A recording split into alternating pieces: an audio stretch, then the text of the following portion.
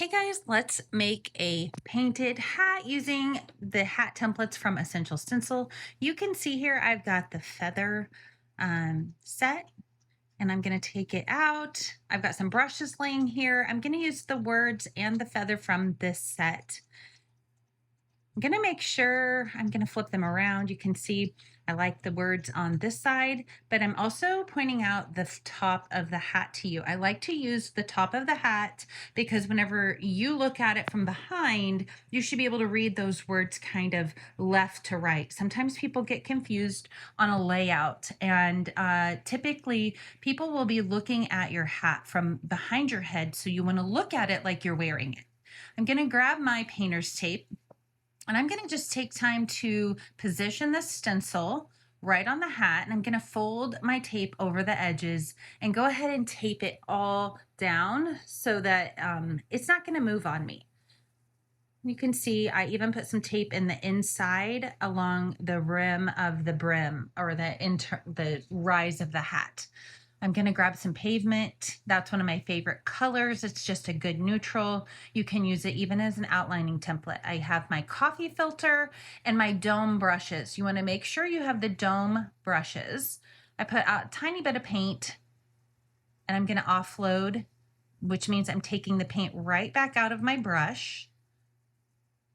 And then I'm going to go straight over the top of this and I'm going to just slightly swirl my brush right over the openings of the stencil with a little bit of light pressure.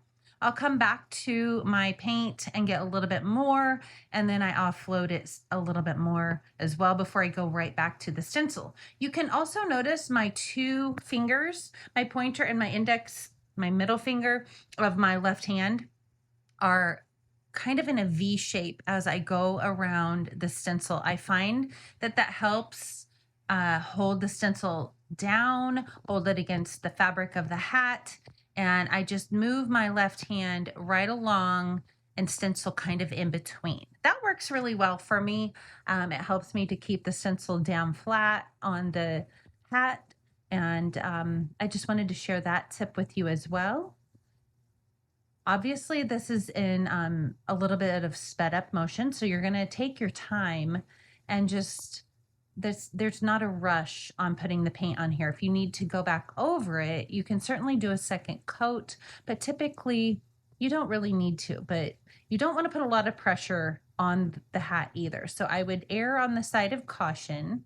And any spaces that are going to be close to the edges of your hat, if you're worried about hitting your paintbrush on them, just find a plastic bag even to protect the top part of your hat if you need to, or add more tape to just block off the edges if you're concerned about that. On my feather, I'm following the lines a little bit more with this dome brush, and you'll see that on part of this, I'm kind of just using a paintbrush technique as opposed to the swirling technique. And as long as you don't have a lot of paint in your brush, you can do this. And you'll see that the paint will start working into those lines. But again, those dome brushes, you're going to love them on the hats if you're going to try any of the stencil techniques on the hats. So we'll finish up that feather. Get the top of it.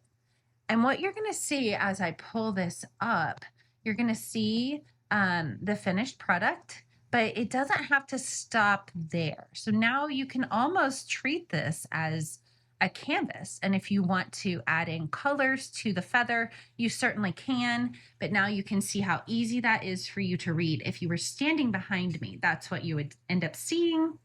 I hope that this tutorial helps. Make sure you have all of your things laid out and just take your time. If you need to come back and watch this, you certainly can. I added a little bit of ripped fabric, some suede cord, a feather, and a card to this hat. And it will look so cute on someone. So have fun with this.